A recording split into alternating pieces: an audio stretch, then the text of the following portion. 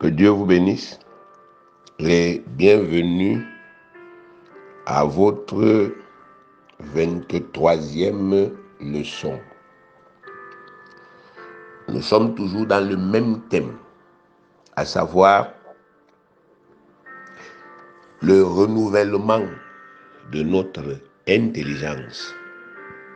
La clé pour manifester aisément et puissamment notre capacité spirituelle que nous avons reçue en Jésus-Christ. Donc, dans ce titre, il y a tout. Nous devons, en tant que nés de nouveau, manifester aisément, manifester puissamment notre capacité spirituelle que Dieu nous a donnée en Jésus-Christ. Pour parler terre à terre, quand nous lisons Marc chapitre 16, nous lisons du verset 17 au verset 18, voici ce qui est écrit. Voici les miracles qui accompagneront ceux qui auront cru. En mon nom, donc au nom du Seigneur Jésus, ils chasseront les démons. Ils parleront de nouvelles langues. Ils saisiront des serpents. S'ils boivent quelques breuvages mortels, il ne leur fera point de mal. Ils imposeront les mains aux malades et les malades seront guéris. Donc, cette section des Saintes Écritures met en lumière un certain nombre de choses que Dieu attend que les nés de nouveau fassent sur la terre. Dieu nous a revêtus de sa puissance afin de nous rendre capables de produire un certain nombre de phénomènes surnaturels pour le bien des gens, pour notre propre bien, mais aussi pour le bien des gens. Le ministère de la réconciliation consiste non seulement à annoncer l'évangile aux gens, à dire aux gens que Jésus-Christ est l'agneau de Dieu qui est venu ôter leurs péchés, c'est vrai, mais aussi à leur administrer la délivrance au nom de ce Jésus-là. Donc, un ministère qui ne consiste que à parler sans aucune démonstration de la puissance du Saint-Esprit pour délivrer les gens. C'est un ministère vide, c'est un ministère dilué. Regardez 1 Corinthiens chapitre 2. 1 Corinthiens chapitre 2. Lisons du verset 1 jusqu'au verset 5. C'est l'apôtre Paul qui parle aux Corinthiens. Il dit, pour moi, frère, lorsque je suis allé chez vous, ce n'est pas avec une supériorité de langage, c'est-à-dire la rhétorique ou de sagesse, c'est-à-dire la philosophie, que je suis allé vous annoncer le témoignage de Dieu. Donc il parle aux Corinthiens. Il dit, je ne suis pas venu avec la rhétorique, je ne suis pas venu avec la philosophie pour vous parler de Dieu. Verset 2. Car je n'ai pas eu la pensée de savoir parmi vous autre chose que Jésus-Christ et Jésus-Christ crucifié. Moi-même, j'étais auprès de vous dans un état de faiblesse. Donc il dit, moi-même, j'étais dans un état de faiblesse, de crainte et de grand tremblement. Vous entendez ça? Il dit, humainement parlant, quand il est arrivé à Corinthe pour aller prêcher, il était dans un état de faiblesse. Il était dans un état de crainte. Il tremblait même. Bon, maintenant regardons le verset 4. Il dit, et ma parole et ma prédication ne reposaient pas sur les discours persuasifs de la sagesse, mais sur une démonstration d'esprit et de puissance, afin que votre foi fût fondée, non sur la sagesse des hommes, mais sur la puissance de Dieu. Il dit que, malgré le fait que lui-même, c'était chaud dans lui pour parler comme les hommes, il a quand même démontré la puissance de Dieu aux Corinthiens. Donc, il a guéri les malades, il a délivré les possédés. Non seulement il a prêché Jésus crucifié, mais il a démontré que Jésus-Christ crucifié, c'est notre salut. Il a démontré ça. Jésus-Christ crucifié, c'est notre guérison. Jésus-Christ crucifié, c'est notre délivrance. Jésus-Christ crucifié, c'est notre richesse. Donc, il a démontré ça. Les gens qui sont venus pour lui dire, ok, tu as dit que Jésus-Christ crucifié, c'est ma guérison. Guéris-moi. Il les a guéris. Donc, vous voyez, s'il partait là-bas, il se contentait simplement de parler, son ministère n'aurait pas eu des effets. Donc, c'est très important que vous compreniez cela, bien-aimés. Dieu nous a donné, quand nous sommes nés de nouveau, il nous a donné une capacité spirituelle, un potentiel, une force. Elle est en nous. Il nous a donné ça pour que nous puissions faire ce qu'il attend que nous fassions pour lui aujourd'hui sur la terre. Aujourd'hui. Nous avons une mission sur la terre. Ce n'est pas seulement parler. Parce qu'aujourd'hui, avec l'avènement des réseaux sociaux, les gens parlent beaucoup. Et c'est rempli. Parfois même, il y a des enseignements qui sont même contradictoires. Tel dit ici qu'au nom de Jésus-Christ, on peut faire ceci. L'autre dit au nom de Jésus-Christ, on ne peut pas. Donc, il y a même des choses contradictoires qu'aujourd'hui, on observe dans les milieux dits chrétiens parce que les réseaux sociaux sont venus libéraliser la parole. Mais la Bible dit que l'évangile ne consiste pas seulement à parler. Parce qu'aujourd'hui, les gens, n'est-ce pas, effectivement, sont dans leur maison, mais ils peuvent parler et c'est une bonne chose. Mais Dieu dit que ce n'est pas suffisant. Quand vous commencez à parler aux gens de Jésus, il faut que vous soyez capable de les guérir. Il faut que vous soyez capable de les délivrer. Vous pouvez pas aller dire aux gens, Jésus est venu vous délivrer. Il est venu vous sauver. Et maintenant, les gens là vous présentent leurs problèmes et puis vous leur dites, non, ce n'est pas de mon ressort. Moi, je ne fais que parler. Non. Ça, c'est un faux évangile. Il faut donc que vous preniez conscience de cela.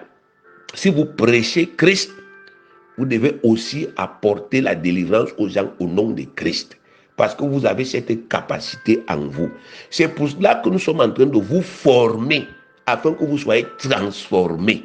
On vous forme, pour que vous soyez transformés, que vous deveniez capables. Et cette formation commence par un enseignement exact et précis à propos de ce que vous êtes devenu, de ce que vous avez reçu, quand, n'est-ce pas, vous êtes né de nouveau, et comment opérer ça. Parce que si on vous donne une puissance, si on vous donne une force, mais on ne vous enseigne pas comment utiliser ça, bien aimé, vous n'allez pas vous en sortir. Le christianisme, c'est l'école du comment. On ne dit pas aux gens, dans le christianisme, on ne dit pas aux gens, croyez. On leur apprend comment on croit, petit à petit. Et bien aimé, quand les gens appliquent ce qu'on leur dit, ils voient des résultats. C'est ça le vrai christianisme. Vous pouvez passer 3 mois, 4 mois, 5 mois avec quelqu'un. Mais s'il applique les enseignements, il applique les principes, vous allez voir que sa vie a changé. Parce que la parole de Dieu est vivante et elle est efficace. Donc comprenez, bien aimé, que on ne peut pas opérer la puissance que Dieu nous a donnée si on n'a pas l'intelligence renouvelée. On ne peut pas opérer la puissance de Christ qui est en nous si on n'a pas l'intelligence de Christ. Si l'esprit qui est en nous, l'esprit de Christ ressuscité et glorifié, ne voit pas Christ dans nos cœurs, Christ dans notre intelligence, Christ dans notre volonté, il ne bouge pas. La chair ne peut pas guider cet esprit. La chair ne peut pas commander cet esprit. Seul Christ ressuscité et glorifié, assis dans le ciel, peut commander cet esprit.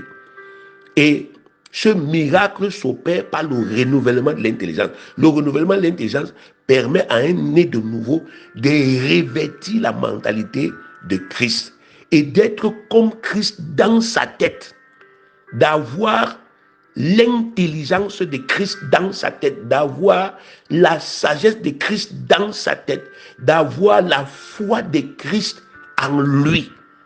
Et quand l'esprit voit ça, l'esprit marche. Donc, voilà, bien aimé, l'objectif de ce travail.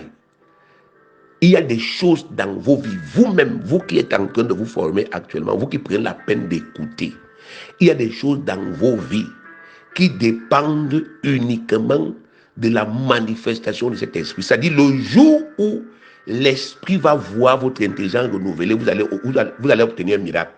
Une chose que vous pensiez que c'est extrêmement difficile, vous allez vous rendre compte que la chose a été une chose facile.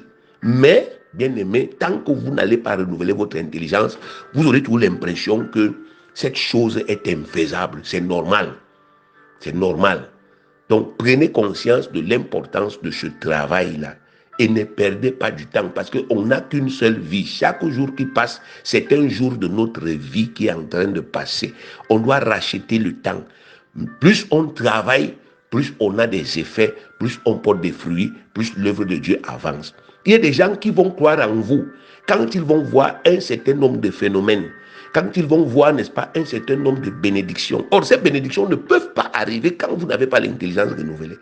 Donc, mais le jour où vous allez renouveler l'intelligence, il y aura des miracles. Et il y a des gens qui vous regardent sans même que vous soyez conscient de cela, qui scrutent vos vies parce que vous parlez de Jésus-Christ. Ils veulent voir le Christ là en manifestation dans votre vie, en termes de puissance, en termes de guérison, en termes de promotion, en termes d'élévation, en termes de mariage, en termes de fécondité, bref, en termes de bénédiction. Et quand, n'est-ce pas, ils vont voir ces choses, bien aimés, vous n'allez plus souffrir pour leur prêcher l'évangile. Vous allez seulement vous appuyer sur votre témoignage personnel et ils seront gagnés aisément. Donc, bien aimé, tout ce que, n'est-ce pas, effectivement, nous enseignons ici, c'est crucial pour votre vie. Prenez à cœur et travaillez. Alors, nous n'avons pas la procédure. On a dit que le renouvellement de l'intelligence a une procédure. C'est des choses qu'on fait simultanément. Hein. La procédure, là, c'est quelque chose, n'est-ce pas, effectivement, qu'on fait. Les étapes, là, on les fait simultanément. On est de la première étape, c'est le diagnostic mental. Le diagnostic mental qui permet de déterminer les maladies qui sont dans notre tête, les déformations qui sont dans notre tête. Par exemple, le manque d'estime de soi. Quand quelqu'un estime qu'il n'est rien, c'est une maladie de la tête. C'est une idée qui est en lui parce que la vie lui a montré qu'il n'est rien. Et donc c'est quelqu'un qui ne peut pas imaginer qu'une grande chose peut lui arriver. Il y a des gens qui ont tellement souffert qu'aujourd'hui vous disent que bon, moi, si ça arrive, ça arrive. Si ça n'arrive pas, tant pis, moi je suis déjà habitué. Ça c'est une maladie parce que c'est un raisonnement tordu. Dieu nous a dit que quand on accepte Jésus, que des choses anciennes sont passées, toutes choses sont devenues nouvelles. Mais il y a des gens, même comme ils sont nés de nouveau, ils ont toujours ce genre de raisonnement-là, que lui, il n'est rien. Donc, la première étape, c'est le diagnostic mental. Le diagnostic mental permet que je détermine ce dont moi-même je souffre dans ma tête. Je détermine les idées tordues qu'il y a en moi et qui m'empêchent d'évoluer. Et en même temps, je détermine aussi les causes, n'est-ce pas, de ces idées tordues, de ces problèmes, de ces maladies de l'âme. Pourquoi je suis comme ça? Parce que j'ai trop souffert. Pourquoi je suis comme ça? Parce qu'on s'est trop moqué de moi. Pourquoi je suis comme ça? J'ai trop échoué. Et la somme des échecs, là, c'est ça. Pourquoi je suis toujours comme ça? Parce que ma vie, ce n'est que succession de honte. J'ai trop eu honte dans ma vie. Donc, la honte là est restée sur moi. Il n'arrive pas à m'en séparer. Donc, il y a, bien aimé, en nous des tares. Mais ça n'est pas le produit du hasard. Ça a des causes. Donc, quand on fait le diagnostic, on va trouver non seulement les maladies, mais on va aussi trouver les causes de ces maladies. Et la deuxième étape, on a dit qu'il faut éradiquer les causes. éradiquer.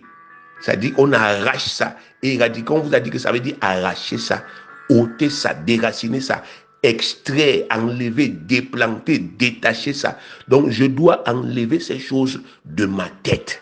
Je dois les enlever. Elles doivent partir parce qu'elles sont en contradiction avec ce que Dieu dit à mon sujet. La Bible dit à mon sujet que je suis béni. Par exemple, c'est Éphésiens chapitre 1, le verset 3. Béni soit Dieu, le Père de notre Seigneur Jésus-Christ, qui nous a bénis. Qui nous a bénis, il n'est pas dit qu'il va nous bénir, qui nous a bénis de toutes sortes de bénédictions spirituelles dans les lieux célestes en Christ. Donc, moi, je suis béni. Mais il se peut que les conditions dans lesquelles je vis aujourd'hui me montrent que je ne suis pas béni. Donc, le mot béni là, au sens de Dieu, et le mot béni là, au sens des hommes, ce n'est pas la même chose.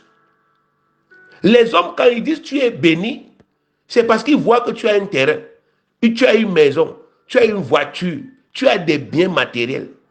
Mais Dieu, quand il dit que tu es béni, c'est parce qu'il sait qu'il a mis en toi une capacité, une force qui fait que tu peux transformer le mal en bien. C'est ça que Dieu appelle être béni. Il dit que tu peux transformer toutes sortes de mal qui arrivent dans ta vie par ta foi et par les principes de Dieu. Tu peux transformer tout mal qui arrive dans ta vie, ça devient le bien. C'est ça que Dieu lui appelle béni.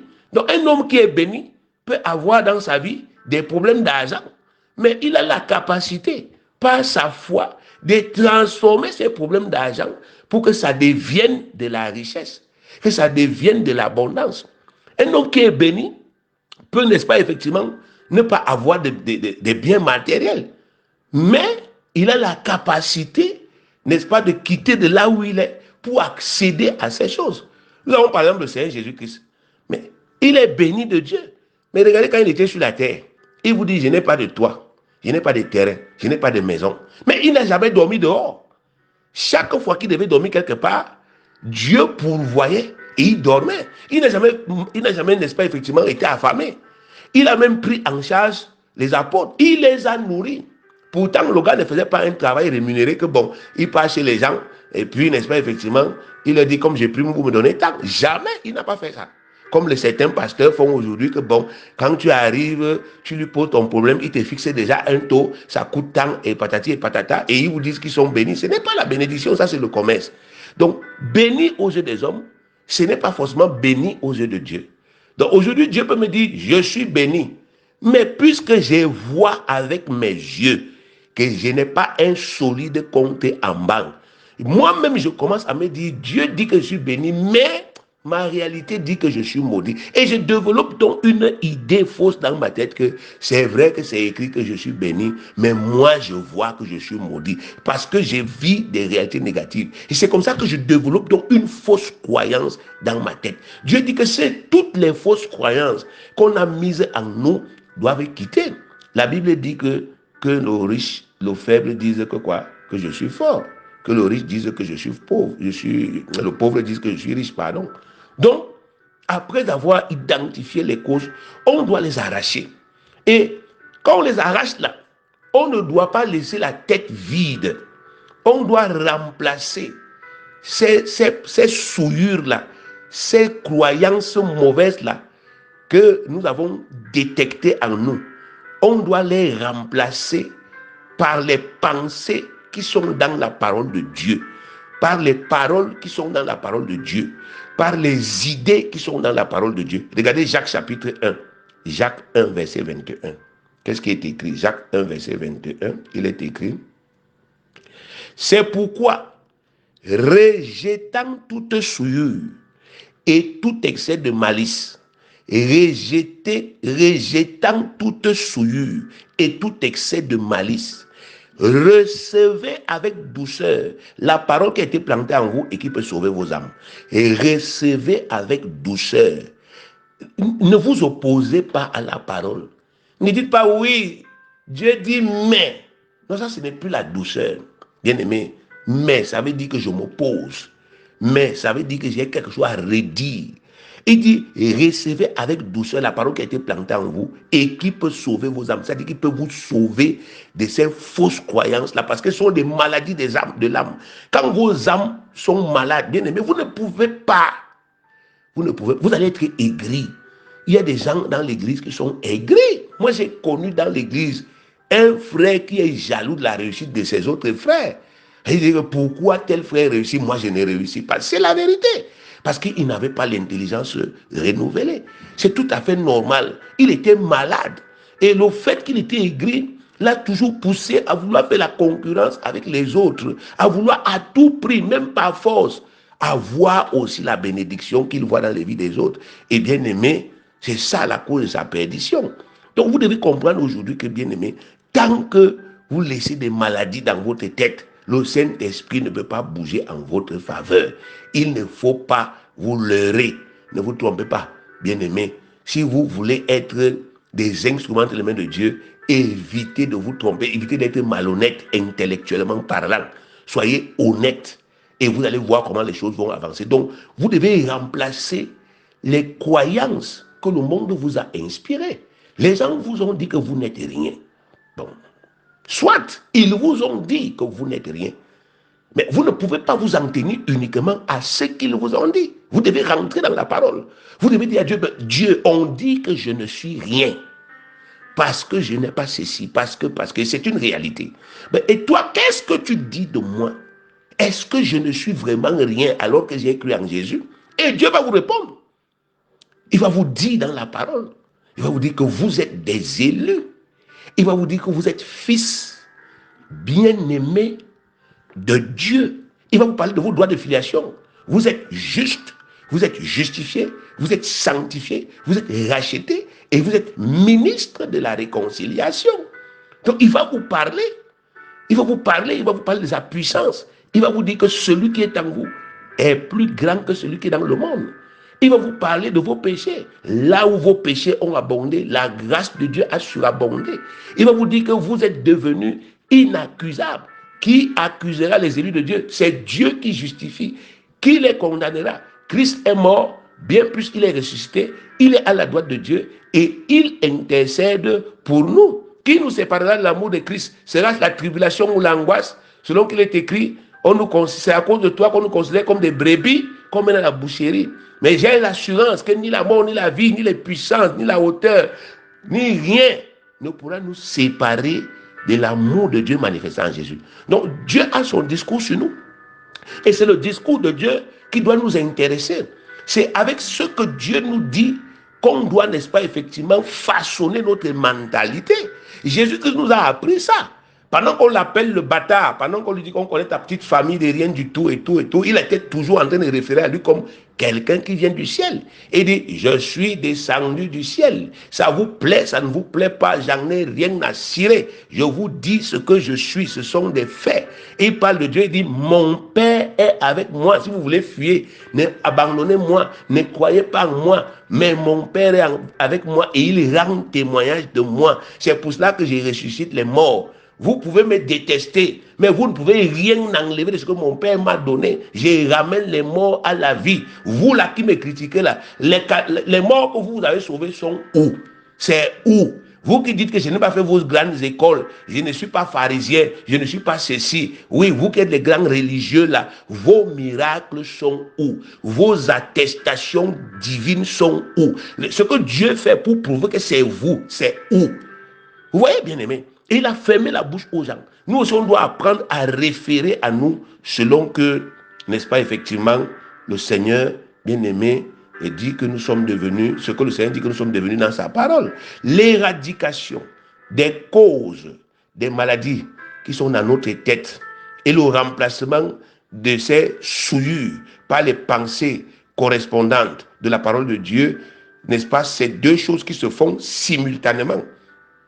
En même temps que vous déracinez ce qui est pourri dans vos têtes, en même temps, vous plantez ce qui est nouveau et ce qui est sain. Vous plantez jusqu'à ce que ça pousse. C'est pas que vous faites ça un jour. On dit planter, vous pouvez pas aller planter le maïs aujourd'hui et puis vous récolter aujourd'hui. Donc ça suppose que vous plantez aujourd'hui. Demain vous arrosez. Le surlendemain vous arrosez jusqu'à ce que ça prenne corps dans votre tête, que votre tête accepte que oui, vous êtes quelqu'un de nouveau. Vous devez d'abord accepter ça. Votre tête doit accepter et vous allez voir que les choses vont commencer à changer. C'est ainsi, bien aimé, si le blocage, par exemple, à votre mariage, c'était votre âge, comme je l'ai dit la dernière fois, que vous supposez très avancé, vous devez non seulement réfuter ce faux raisonnement, mais aussi implanter à la place qu'il occupait la parole de Dieu correspondante, à savoir que Dieu est maître du temps et des circonstances. Comme Sarah a enfanté dans sa vieillesse et comme Ruth s'est remariée après le décès de son premier mari, ainsi Dieu le fera aussi pour vous, car il ne fait pas exception de personne. Mais en toute nation, celui qui l'écoute et qui pratique ce qui est juste, lui est agréable.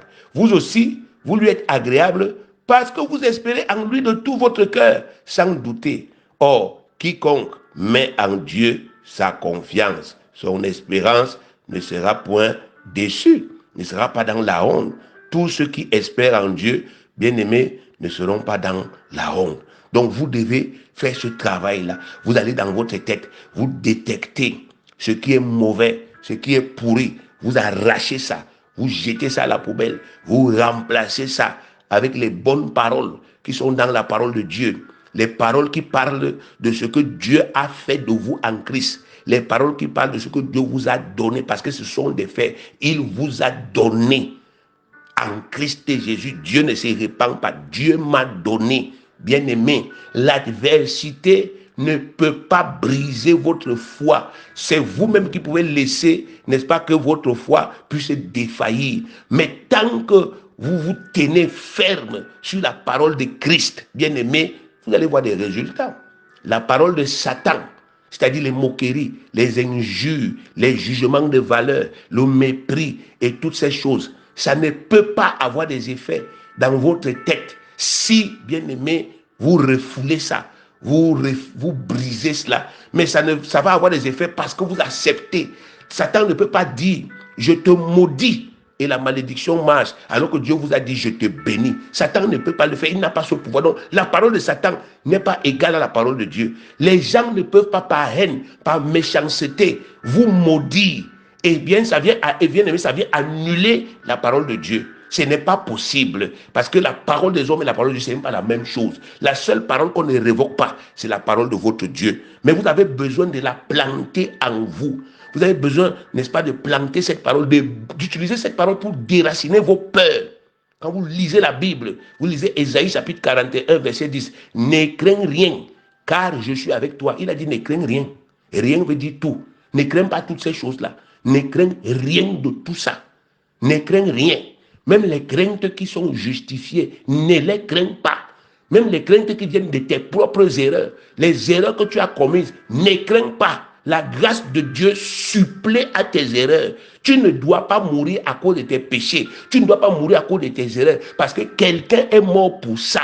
C'est ça qu'on appelle la grâce. Tu es dans la grâce, tu n'es plus dans la loi. Et tu dois t'appuyer sur la grâce pour vivre. Si tu t'appuies sur autre chose, tu vas mourir. Tu as besoin de t'approprier la grâce, de faire entrer la grâce dans ta tête. C'est ce que Dieu attend de toi. Comment? Par le renouvellement de l'intelligence. Alors, et après cette étape bien-aimée, tu dois protéger ton intelligence contre toutes les tentatives de Satan visant à infester ta tête à nouveau. Protéger ta tête. Proverbe 4, 23 dit, garde ton cœur plus que toute autre chose, car de lui viennent les sources de la vie. Garde ton cœur plus que toute autre chose, car de lui viennent les sources de la vie. Protéger son intelligence contre toutes les nouvelles infestations, infiltrations, c'est veiller à ce que les souillures qu'on a expulsées ne reviennent plus s'implanter en nous. Il s'agit du contrôle de la pensée ou bien de la marche consciente. Nous sommes conscients à chaque instant du travail que nous avons commencé et nous élevons des barrières pour nous protéger mentalement. Nous évitons la distraction, l'étourderie, l'inattention et la négligence. Cette discipline nous permettra de discerner chaque attaque, chaque ruse de l'ennemi visant à nous faire replonger. Matthieu 16, verset 23. Mais Jésus se retournant, dit à Pierre, arrière de moi, Satan, tu mets en scandale, car tes pensées ne sont pas les pensées de Dieu, mais celles des hommes. Bien-aimés, ici, il s'agit d'un exemple qui vous montre que Jésus marchait avec l'intelligence renouvelée et avec la pensée contrôlée. Parce que Pierre lui apparaît, il a dit, je m'en vais à Jérusalem, tel que la parole de Dieu le dit. Mais Pierre est venu lui dire, ne pars pas là-bas, on va te tuer. Et il a discerné que c'est Satan qui était en train de parler à travers Pierre. Vous voyez, parce qu'il contrôlait sa pensée. Il veillait à ce que sa pensée soit toujours alignée à la pensée de Dieu. Il a pu discerner et il a anéanti cette attaque-là. Si Jésus a pu discerner si facilement que Pierre était hors de la volonté de Dieu, c'est simplement qu'il contrôlait ses pensées pour ne pas se laisser infiltrer par l'adversaire. Vous aussi, bien-aimés, vous devez, n'est-ce pas, apprendre à contrôler votre intelligence. Le renouvellement de l'intelligence, c'est la clé pour manifester le pouvoir. Mais le contrôle de la pensée, c'est la clé pour garder son intelligence renouvelée. Il ne faut pas que vous commencez un travail mental et après la moindre petite occasion, vous retombez. Il faut contrôler vos pensées. Bien-aimés, la finalité des clés que Dieu nous donne dans la parole, c'est l'action. La finalité de l'enseignement, c'est l'action. Deutéronome 7,12 dit, si vous écoutez ces ordonnances, si vous les observez et les mettez en pratique, l'Éternel ton Dieu gardera envers toi l'alliance et la miséricorde qu'il a juré à tes pères. Josué 1,8 dit, que ce livre de la loi ne s'éloigne pas de ta bouche. Médite le jour et nuit pour agir fidèlement selon tout ce qui est écrit. Car c'est alors que tu auras du succès dans tes entreprises, c'est alors que tu réussiras. Jacques 1,22. Mettez en pratique la parole et ne vous bornez pas à l'écouter en vous trompant vous-même par de faux raisonnements. Bien-aimés, appliquez les enseignements. Pratiquez ce qu'on vous enseigne. Ne passez pas votre temps à écouter. Non, l'enseignement là a été très bien. Et puis vous oubliez. Et puis vous continuez à vivre comme vous voulez. Appliquez les enseignements. Que vous soyez nouveau ou ancien, appliquez ces enseignements afin que cela, bien aimé, apporte des résultats dans vos vies. Appliquez ça de façon disciplinée. Vous allez, n'est-ce pas, avoir des résultats. Que Dieu vous bénisse. Au nom de Jésus-Christ.